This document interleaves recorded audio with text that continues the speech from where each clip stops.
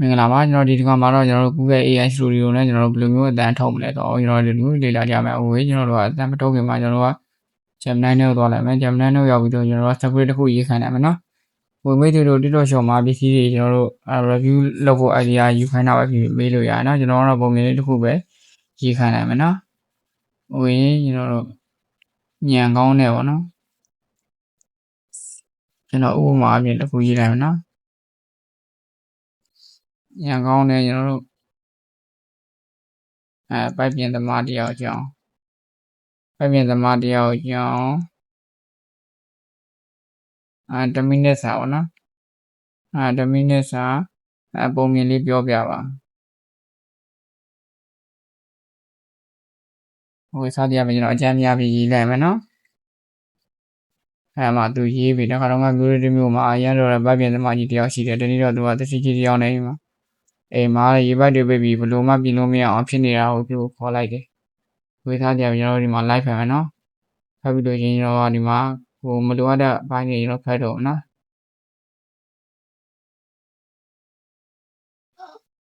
ဒီမှာအလုပ်တစ်ခုကိုမှန်မှန်ကျွန်တော်လုပ်နိုင်တာတဲ့ကျွန်တော်တို့ဖယ်နေရာမှာဘယ်လိုလုပ်ရမလဲဆိုတော့အုံတော်နဲ့ပညာကပို့ပြီးတတ်မှုရှိပါတယ်ဟိုကျွန်တော်ဒီကောင်လေးကိုကျွန်တော်ကြိုက်ပြီးဆိုလို့ရမကြိုက်ထိုက်ရေးခံလို့ရနော်ကျွန်တော်ကဆန်းသဘောပြတာဖြစ်တယ်တော့အကုန်လုံးဖတ်မပြတော့ကျွန်တော်ကြိုက်ပြီးဆိုဒီကောင်လေးကိုကျွန်တော် copy လိုက်မယ်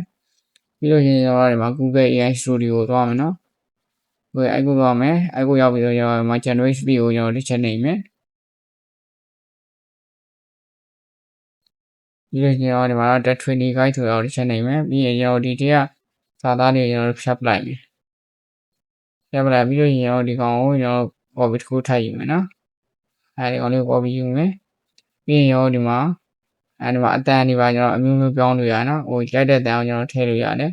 ကျွန်တော်ဒီကောင်လေးယူမယ်ပြီးလို့ကျွန်တော်ဒီမှာအမှားချက်ကိုကျွန်တော်တစ်ချက်နေမယ်ပြီးတော့ကျွန်တော်ဒီမှာတော့ run ဆိုတာကိုကျွန်တော်တစ်ချက်နေလိုက်မယ်ဝေးrun ဆိုတာကိုကျွန်တော်တစ်ချက်နေလိုက်မယ်ဆိုလို့ကျွန်တော်ခဏနေလို့ရှိရင်တော့ခဏလောက်တော့စောင့်ရနော်အဲ့ဒါကျွန်တော်ခဏလောက်စောင့်ရလို့ရှိရင်အဲ့တော့ဒီကြောင်းလေးရတော့တယ်အဲ့ဒါဆိုလို့ကျွန်တော်ဒီ script လေးတူရပြီပေါ့နော် script လေးရပြီဆိုကျွန်တော်ဒီမှာည download လေးကိုကျွန်တော်တစ်ချက်နေပြောကျွန်တော် download ဆွဲလို့ရအဲ့ဒီမျိုးရပြီဆိုလို့ကျွန်တော်မိတ်ဆွေတို့ကအပြင်မှာပေါ့နော်ဒီ AI နဲ့Gemini နဲ့ ChatGPT တို့လည်းကျွန်တော်တို့ဓာ